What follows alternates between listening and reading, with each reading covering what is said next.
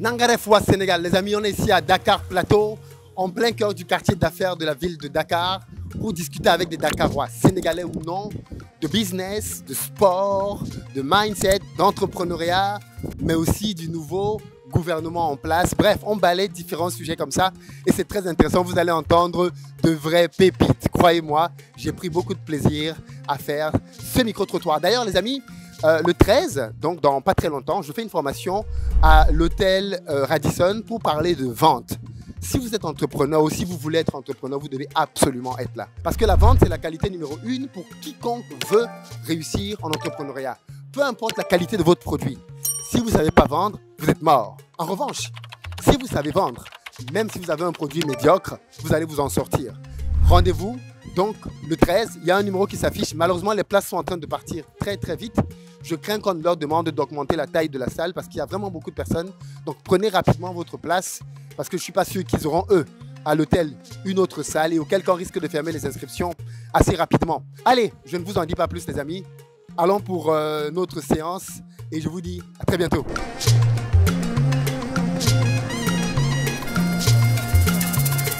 Bonsoir. Bonsoir, ça va? Bien, tu t'appelles comment? Mohamed Ali. Tu t'appelles comment? Mohamed Ali. Mohamed Ali? Sérieux? Ouais, je te jure. En hommage au boxeur? Non, bon, je sais pas, c'est mes parents qui font ça. Mais tu vas jamais demander pourquoi on t'a appelé Mohamed Ali. En fait, ils étaient pas d'accord sur. Un voulait m'appeler Mohamed, l'autre Ali, donc. Ah, ils ont mis Mohamed Ali. Mohamed Ali, tu vis à Dakar? Oui, en fait, moi je suis étudiant à Dakar. Je viens de Côte d'Ivoire, moi. Ah, depuis combien d'années? 2 ans maintenant. Dans quoi? La médecine.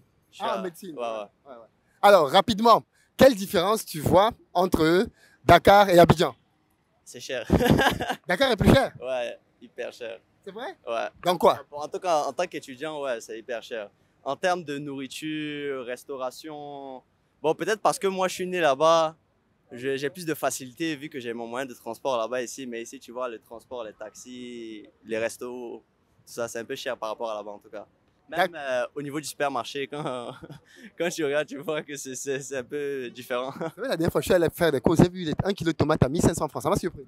Ouais, en tout cas, c'est vraiment bon. On s'adapte, quoi. On peut rien y faire. On est là pour, pour quelque chose de précis, donc on fait avec. Et pourquoi tu es venu faire tes études de médecine au Sénégal? Parce qu'à Abidjan, c'est un peu compliqué. En fait, ici, je suis à Saint-Christopher, c'est une université privée. Et à Abidjan, bon, l'université publique, c'est bien, hein, c'est très bien. Mais bon, c'est un peu compliqué de rentrer là-bas et les cours ne se suivent pas aussi bien qu'ici. C'est ça qui fait que je suis venu là. D'accord, et ça se passe bien ici? Ouais, non, Dieu merci. Et au niveau des populations, sénégalais, ivoiriens, qu'est-ce que tu vois comme similitudes et différences? Bon, ils sont accueillants, hein. Ici, je ne peux pas dire le contraire. Ils sont accueillants, ils sont gentils, tout ça. Mais bon, il y a un peu comment on appelle ça, le barrage de la langue, mais bon, on essaie de s'y faire, quoi, mais bon. C'est ça un peu comment je vais te dire ça, qui bloque un peu. Tu ressens que le Wolof, c'est... Ouais, parce que ici, c'est pas tout le monde, je vais dire ça comme ça, mais ne prenez pas ça clair, c'est pas tout le monde qui sait parler français. C'est vrai que la langue nationale, c'est le français, mais 90% parlent Wolof, hein. Donc si tu sais pas parler Wolof, c'est un peu compliqué. Ouais, donc c'est compliqué pour l'intégration. Alors toi, tu suis un peu le football. Qu'est-ce que tu penses de l'équipe de football du Sénégal? Ça va, bon, dans l'ensemble, ils se gèrent bien, mais bon, champion d'Afrique, hein. Est-ce que tu penses que l'équipe du Sénégal va être championne d'Afrique encore prochainement? Bon, si je veux la vérité, non. Parce que avec l'équipe que nous, on a, ce qu'ils nous ont montré, ça serait compliqué pour eux de se retrouver à notre niveau. On va sortir là-dessus, le business. Qu'est-ce que tu... Alors, je ne sais pas si tu fais un peu de business ici ou tu es vraiment à fond dans tes études. Bon, je fais un peu de business, je vends... Bon, c'est pas... Je vends des puffs. C'est quoi les puffs? Les puffs, les cigarettes jetables. Ok, cigarettes jetables, ok. Ça marche? Ouais, ça va, ça marche, mais bon, ici, il y a beaucoup de concurrence, quoi. Et ils sont... Comment je vais te dire ça? Ils sont bloqués sur une seule qualité qui n'est pas forcément la bonne, mais eux, comme c'est moins cher, ils payent. Tu vas moi essayer d'amener quelque chose de nouveau, de bien, mais bon, eux, tant que c'est pas ça, ils payent pas. Bon, j'essaie d'argumenter avec comment je vais te dire ça, les caractéristiques spéciaux de mon produit qui font qu'ils achètent, quoi, tu vois. Non, mais sinon, c'est un peu compliqué. Et à Abidjan, c'est mieux? Ouais, Abidjan, c'est mieux. Abidjan, c'est mieux. Abidjan a plus de pouvoir d'achat. Ici, c'est un peu très limite. Et si tu leur donnes un prix, ils discutent, mais à mort. Non, les Sénégalais aiment négocier. Ouais, ouais, c'est ça. Ils aiment négocier, ils aiment te taxer aussi. Ils aiment te taxer quand tu arrives au marché comme ça, par exemple, tu veux prendre un truc. Vraiment, moi, le conseil qu'on m'a donné, que je suis toujours divise par 3 ou par 4 parce que c'est pas. Mais ça, tu penses que c'est dire la couleur de peau blanche? Bon, je vais pas dire oui, je vais pas dire non aussi, mais bon. Moi, j'ai mon propre avis, je pense que oui. Non, mais forcément, forcément. Mais est-ce que tu penses que le Sénégalais, ou même l'Ivoirien, fait une différence entre toi et le blanc français? Ou pour lui, blanc, c'est blanc? Non, il fait vraiment la différence. En tout cas, moi, je le constate. Parce que je vais pas te cacher que quand je parle, on sait que je suis pas français, quoi. Ton accent te trahit. Voilà, ça me trahit très vite même, je veux dire. Même ici? Ouais, mais ici, quand les gens me voient, ils me demandent, toi, tu viens d'où? Je leur dis, Côte d'Ivoire, il fait comment tu as su, il me fait mes beaux. Quand à chaque fois tu dis champion, on voit directement d'où tu viens. Super. Ben écoute, merci beaucoup d'avoir pris le temps de répondre à quelques questions. Beaucoup de courage dans ton business et dans tes études surtout. Ça fait plaisir de t'avoir rencontré, hein. Je te suis depuis longtemps. Ah, c'est gentil. C'est gentil. Vas-y, bonne Merci beaucoup. Hein. Allez, à bientôt. Ciao. Bonsoir, monsieur. Bonsoir, Comment ça va? ça va bien, alhamdulillah. Vous vous appelez comment? Abdoulaye Diagne. Abdoulaye Ndiaye. Vous faites quoi dans la vie? Moi, je suis déclarant en douane, Déclare communément appelé transitaire, transitaire. À votre compte ou dans une société? dans une société. Dans une société. Depuis combien de temps vous êtes dans ce secteur? Bon, plus de 10 ans. Plus de 10 ans. Est-ce que ça marche bien le transit au Sénégal? Oui, alhamdulillah, ça marche bien. Ça marche bien. Ça nourrit son homme? Oui, bien sûr. Ça nourrit bien son nom. Alors, pourquoi vous êtes encore en train de travailler pour quelqu'un et vous n'avez pas encore votre propre structure pour être votre propre patron? Bon, vous savez, dans le cadre du transit, bon, il y a des procédures à prendre pour obtenir votre agrément ainsi que le soumissionnaire en douane. Bon, c'est une question de fond, quoi. Pratiquement, bon, c'est pas tellement facile, quoi. Bon, mais alhamdulillah, on essaie d'aller avec jusqu'à que Dieu nous fasse ce qu'on veut avoir, Inch'Allah. Mais ça fait 10 ans que vous faites ça. En 10 ans, vous n'avez pas pu mettre assez de côté pour vous lancer?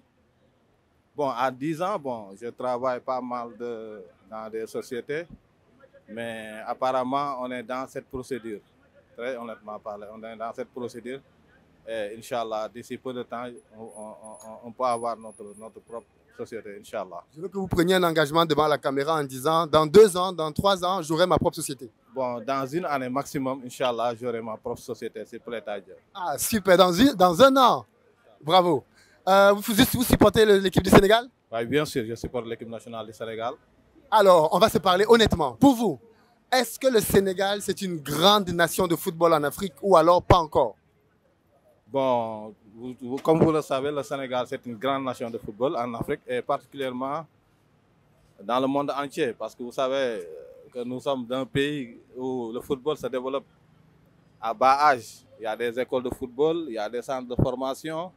Donc le football, c'est une culture quand même au Sénégal. Et donc nous avons l'obligation de montrer au monde entier que nous sommes les meilleurs. Mais tu dis que le Sénégal, c'est une grande nation de football. Pourquoi? Qu'est-ce que le Sénégal a gagné? Bon, c'est-à-dire les compétitions ne se valent pas. Vous comprenez? Bon, il y a des compétitions où le Sénégal a été quart de finaliste, demi-finaliste, Coupe du Monde, quart de finale Coupe du Monde. Il a remporté la Coupe d'Afrique. Une fois? Une fois. Donc, mais avec le travail que la fédération est en train de faire, bon, nous souhaitons que le Sénégal puisse arriver au-delà même de ses ambitions, c'est-à-dire organiser une Coupe d'Afrique au Sénégal et l'emporter en même temps, qualifier à la Coupe du Monde et aussi le remporter, Inch'Allah. Mais est-ce qu'un pays qui a gagné la Coupe d'Afrique une seule fois peut être considéré comme un grand pays de football, alors qu'il y a des gens qui ont remporté 8 fois comme l'Égypte, 7 fois comme l'Égypte, 5 fois le Cameroun, 4 fois le Ghana, 3 fois la Côte d'Ivoire. Le Sénégal, c'est une seule fois. Mais vous savez que le football a beaucoup développé. Au moment où le Cameroun, l'Égypte ou bien ces équipes-là gagnaient consécutivement les Coupes d'Afrique, en ce moment-là, ce n'est pas pareil. C'était en 2000, hein. Le Sénégal était déjà bien. El Hadji Diouf, c'était en 2000. Donc nous, ce qu'on peut vous garantir, c'est des années à venir avec l'équipe nationale qu'on a, avec les joueurs talentueux qu'on a. Le Sénégal va dépasser les autres équipes. Est-ce que le coach, c'est le bon coach ou il faut le changer? Il a déjà beaucoup duré. Bon, moi, de mon point de vue personnel, Aliou Cissé est un grand coach. Parce qu'il a beaucoup montré. Et durant les années qu'il a géré l'équipe, quand même plus ou moins, il a bien géré l'équipe. Maintenant, dans toute chose, il y a des évolutions. Peut-être il a fait son temps. Maintenant, bon, on souhaite que bon, d'ici après la Coupe d'Afrique et la Coupe du Monde, qu'on choisisse un autre entraîneur sénégalais en même temps. Mais il a fait du bon travail et tout le monde doit l'apprécier à sa juste valeur. Donc, après la Coupe du Monde, un nouveau cycle commence. Ah, ouais, bien sûr, un nouveau cycle parce que vous savez, bon, on a des joueurs qui commencent à avoir de l'âge. Donc, on a besoin de recycler l'équipe avec de nouveaux jeunes. Bon, avec d'autres entraîneurs, par exemple, il y a Omar Daf qui est là, c'est un très grand entraîneur. Et il y en a d'autres Sénégalais qui sont de bons entraîneurs qui peuvent suivre le chemin que Aliou Cissé a tracé. Mais très sincèrement, Aliou Cissé, c'est un très grand entraîneur. Il a remporté la Coupe d'Afrique, il a amené le Sénégal, il a été capitaine de l'équipe. Donc, on ne peut que lui rendre grâce. D'après toi, quels sont les 3 meilleurs joueurs sénégalais de tous les temps? Numéro 1, numéro 2, numéro 3. Bon, pour dire vrai, les plus grands joueurs sénégalais de tous les temps, à notre époque. Non, toute époque confondue, depuis que le Sénégal existe, qui sont les 3 meilleurs joueurs? Bon, si on revoit l'histoire, on peut dire que Bokandé, c'était un grand joueur du Sénégal. Il est numéro 1, numéro 2 ou numéro 3? Bon, on peut le classer comme numéro 2. Ok. Qui est numéro 3? Le numéro 3, on peut prendre El Hadji Diouf. Je vois déjà qui tu vas mettre. C'est le meilleur. Sadio Mané, c'est le meilleur. Ah, c'est le meilleur, très honnêtement parlé, c'est le meilleur. Il a montré partout où il est passé dans les clubs anglais et ça se voit exactement. Mais pourquoi il est meilleur que El Hadji Diouf? Bon, c'est-à-dire dans la vie, chacun a son domaine. El Hadji Diouf, peut-être il est meilleur dans quelque part. Mais Sadio Mané, il a tous les atouts. C'est pour cela qu'il est meilleur que El Hadji Diouf dans ce côté-là.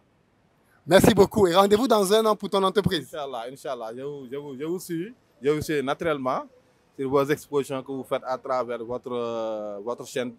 Et très sincèrement, l'investissement que vous produisez en Afrique, ça nous intéresse beaucoup. D'ailleurs, on profite de cette occasion pour vous dire de bienvenue au Sénégal. Vous êtes chez vous et donc vous avez tout le temps de bien voir le Sénégal à l'intérieur comme à l'extérieur, Inch'Allah. Merci beaucoup.